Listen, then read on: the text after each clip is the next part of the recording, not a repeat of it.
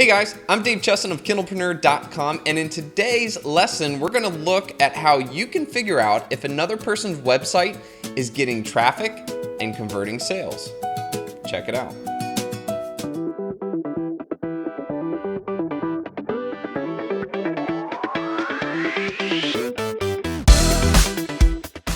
So the idea behind this lesson is that you know of another author's website that's out there, and you want to figure out whether or not that website is actually getting them sales or if people are even going there.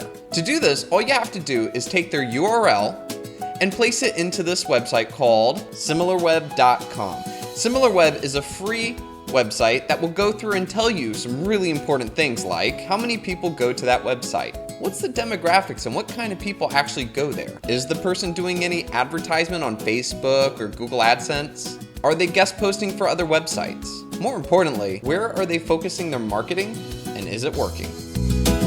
Now, as you can tell, those are some really powerful things that can help you with your website or just marketing in general for that target market. So let's go ahead and jump on my computer and check it out in action. Now for this, we're going to be using Kindlepreneur.com itself so that I can actually give you some better information.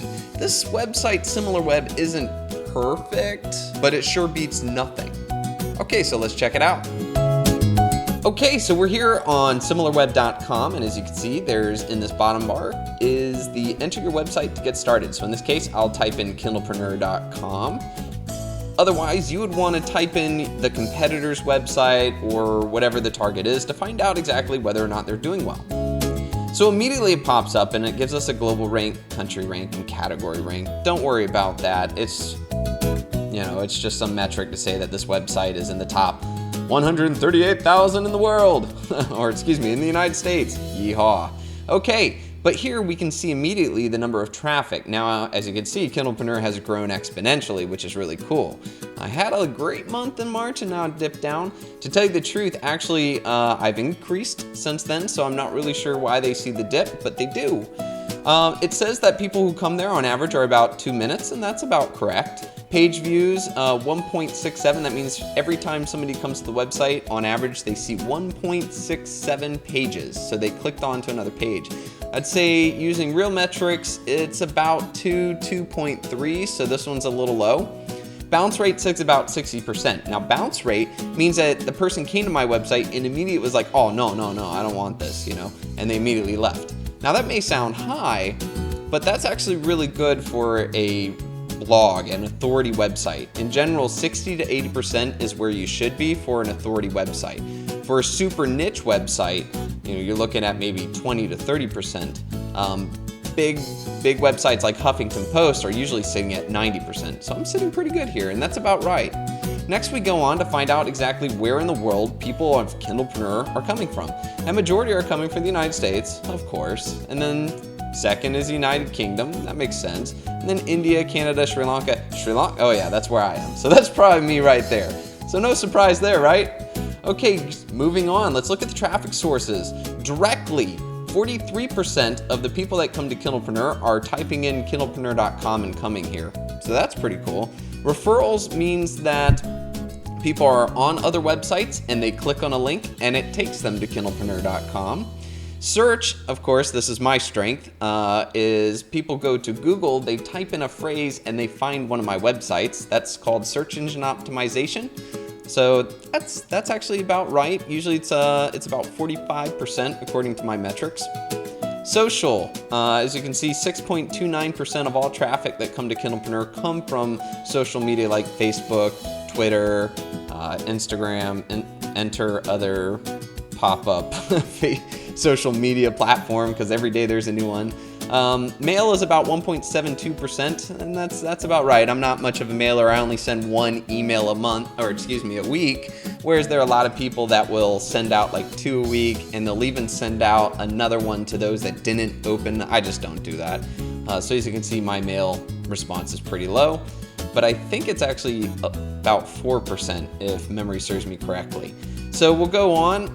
Referrals. This is where it says that, hey, these are the websites that are sending people to Kindlepreneur.com. They list a couple. They say Feedly.com, Discus, Authority.pub. That's Steve Scott's website, so that's really cool. Navigator, Sniply, that's a tactic that I teach about using Sniply, so that makes sense. And there are a lot more, but because this is the free version, you would have to be in the pro version to click and see the rest. And then it also tells me, or you, where I'm sending people. So a lot of people are clicking on kwfinder.com. So if you've read my Kindle keyword article, then you know all about that little guy. FakeNameGenerator.com, which is a part of my pen name article, so that makes sense. I really don't know anything about OHFB. Maybe I should look into that. Hopefully somebody hasn't dropped a link in there that I didn't know about. Fiverr and Indie Book of these, whatever that be. And again, there's more. So you can kind of go through and see where people are coming in and where people are going afterwards. Pretty powerful. Next off, we go to search. So this is where you see my keywords. Okay, 40% of traffic comes from Google, like we talked about. And if we go down, it's saying some of my keywords like Kindle Calculator, KDP Calculator, Pen Name Generator, Amazon Sale something, Kindlepreneur. These are the words that people are typing into Google, and then they're clicking on it and coming to Kindlepreneur, which is generating 40% of my traffic. So you can find out if your competitor is being found on Google and what it is that they're being found by. Maybe you could write an article about that too. Social media, of course, it makes sense that about 95% of all my social media traffic is coming from Facebook. That's because I chose a long time ago to say to myself, look, there's so much social media out there, I'm just gonna focus on one, and my favorite is Facebook. So that's where I hang out. Now, although I don't push social media as much as many others do, it still is a part of my tactics. It's just not a big part of it, as you can see. Scrolling down, display advertising. No, I don't have any advertising. I don't pay for traffic in that respect. So of course, there's nothing. I think it's pretty funny they put a cute little dog there. Good for them. And finally, we've got audience interest. This is the demographics, okay? This is what tells you, the kind of people that go to the website, where they come from, categories, where they came from, some of the topics that they like to search, or the topics that they like to be on. Interesting enough that here's also other websites. Maybe you can glean, like for example, another author might be on a forum that you've never heard of, and that might be a big part of where their target market is coming from. That's some great information as an author. So you'll find that here. Finally, similar websites. I guess there's nothing similar to Kindlepreneur. Pretty cool in my book, I guess, but shoot, okay. And of course, no apps. And finally, their whole, hey, want more information, pay to get here. But as you've learned, we don't need that. This has a lot of great information. All you got to do is put it in there. Now, say, for example, you put in a competitor's website and it draws up nothing. It says that whole not enough data to be able to tell you. What that usually means is that there's little to no life on that website, and therefore SimilarWeb was not able to gather it. So if you see that, good indicator that that person's website is not a major factor in their book sales or their book marketing. Okay guys, and we're back. So as you can see, SimilarWeb is a really cool tool that gives you a better understanding of whether or not somebody's website is really a part of their marketing value. Okay, are they using it to sell their book?